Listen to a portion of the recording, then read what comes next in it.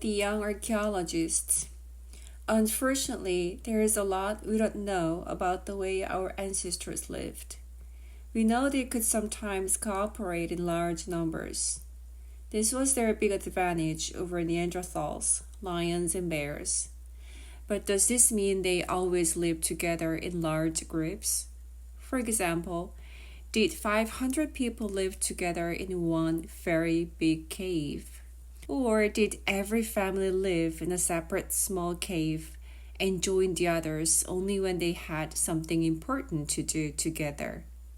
Did they live in caves at all? Did they have families at all? Let's start with the caves. Most people picture our Stone Age ancestors living in caves. This is because many of the things they left behind have been found in caves.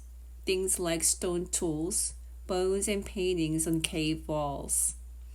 Like the famous image of a wild horse painted 17,000 years ago in Lascaux Cave in France. The Lascaux Cave wasn't discovered by professional archaeologists. It was found by four French teenagers who, in 1940, went for a walk in the woods, came across a hole in the ground, and decided to investigate it. First, they threw stones into the hole to check how deep it was. They soon realized it led to a deep cave.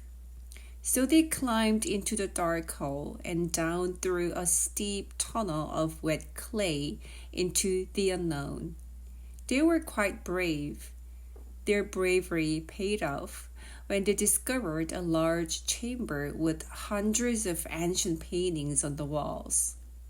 It was one of the greatest archaeological discoveries of the 20th century.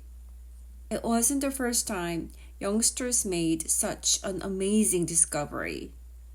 Around 60 years earlier, an archaeologist named Marcelino San de Sochuola explored the Altamira cave in Spain, and he brought along his 8-year-old daughter, Maria Justina, to keep him company.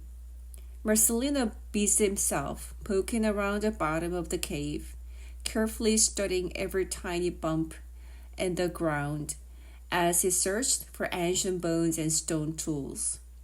Maria thought this was boring, so she started looking up at the walls and ceiling. "Look, Daddy, bulls!" she cried. Marcelino looked up and saw wonderful paintings of bison and other animals all over the cave. But finding many of their things in caves doesn't necessarily mean that ancient people usually lived in caves. In fact, they rarely did. They mostly camped in the open country, building wooden huts or making tents out of branches and animal skins.